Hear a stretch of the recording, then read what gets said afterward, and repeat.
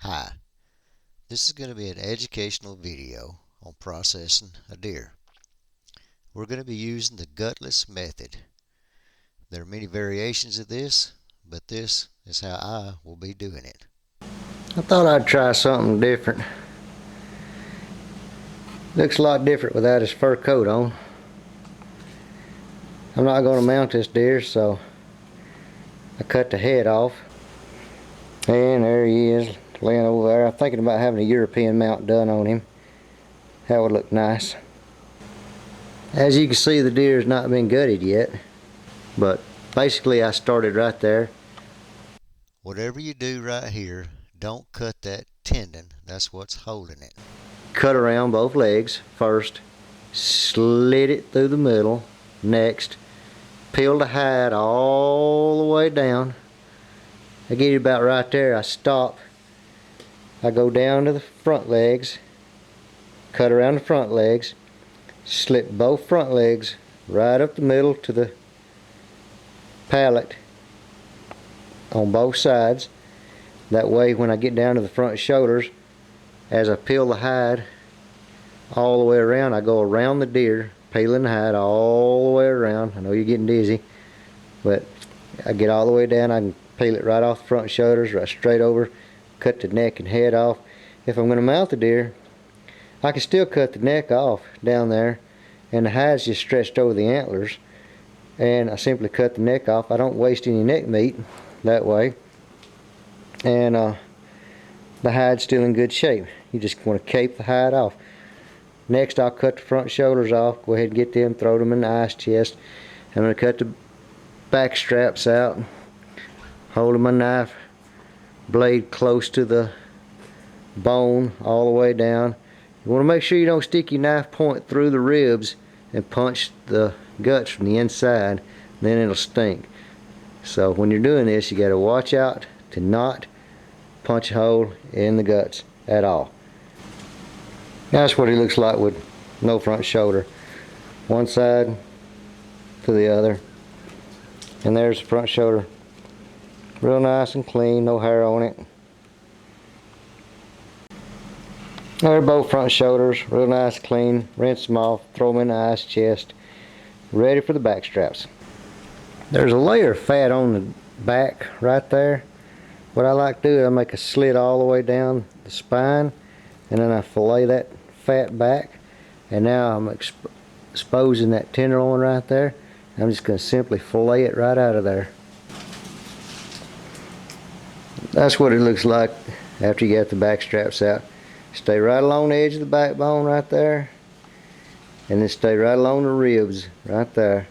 Make sure your knife follows the ribs, and that's what you got. You have back straps all the way down to about right there, and the rest of all that's neck meat. All that's good meat. One big old long strip. And there they are. Both back straps and the neck meat. Nice clean job. Not a lot of meat left on the ribs or the backbone. Take your time. Do it right. When you start this part right here, you want to start right in the inside of the hindquarters until you get to the tenderloins, the inside loins right there. You'll be able to see the inside loins. Come on around, cut the other side till you get in there. Make sure you don't punch a hole in the back side of that paunch while you're doing it. Stay right along the edge of the loins. Cut out real close. Pull the large intestines through. Cut it.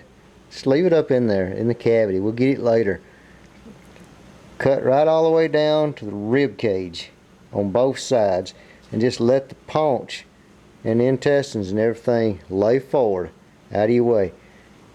Unless you want the ribs. If you want the ribs, which there's not a lot of meat on this deer on the rib cage, and I usually don't fool with it unless it's a real big deer, you can cut with your knife. You can actually gut the deer now, dumping everything into the barrel by cutting the outside around of the ribs cage, and that way you don't get gut and everything all over your meat.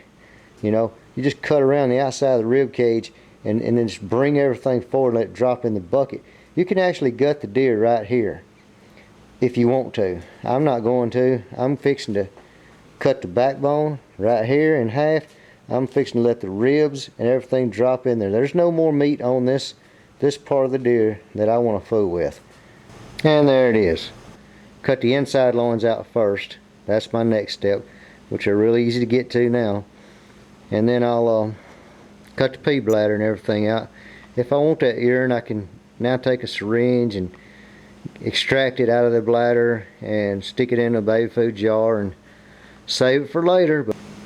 And there's the two inside tenderloins. Okay, next I'll make a slit down the center. I'll come around the outside of the bone right there. I'll fillet it out. I'm going to start down here at the bottom, coming inside the ribs, fillet it straight into the bone. I'm absolutely going to fillet it all the way around. When I get to the back half right here, I'm going to slit it down the middle, and there's a tailbone right here. You're going to have to come up, around, out, around, follow that tailbone with your knife blade, come in, and then right down the backbone, and then literally fillet it right off the pelvic bone. The only thing that's going to be left in there is a pelvic bone. Actually, that pea bladder and stuff can stay right where it's at. It's not bothering a thing as far as I'm concerned. As long as I don't poke it with my knife and make a mess, I'm good. When I get into the ball joints, I'm going to simply cut around the ball joints and let both sides hang free. Okay, literally the only thing right now holding that side on, I filleted all the way around on this side. The ball joint up inside there is literally the only thing holding that ham on. It's been filleted all the way around. There's no meat left on that pelvic bone anywhere at all. I'm fixing to fillet the other side. You don't want to cut that ball joint until you get the other side filleted. That's the last thing you want to do is cut the ball joint, because it helps hold it there so you can fillet it easier. Both sides is filleted all the way off. I don't know if you can I can pull that up there or not, see the ball joint, but the ball joint's right in there. I'm simply going to just cut right around that ball joint with the tip of my knife, and this side here is just going to fall to one side, and I'm going to hold the midsection and then cut it around the other side, and then all I got left is two hams hanging on the rope. Then I'll lay them over an ice chest, saw the legs off, I'm finished. This is a 20-minute, 30-minute job tops. One last shot of them pulled apart.